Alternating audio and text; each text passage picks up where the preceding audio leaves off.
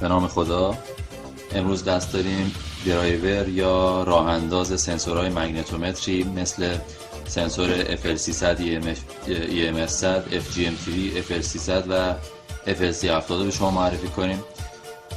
سنسورهای FL300 و EMF100 سنسورهایی هستند که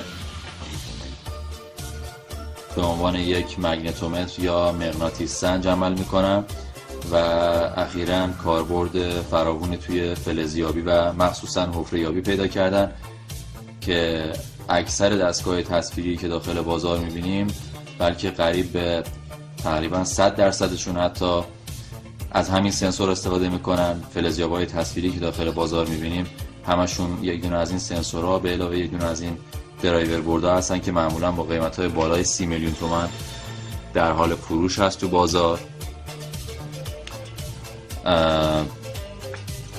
درایور بردی که به شما معرفی میکنیم محصول درایور بردهای مختلفی در بازار تولید شده و در حال فروش هست.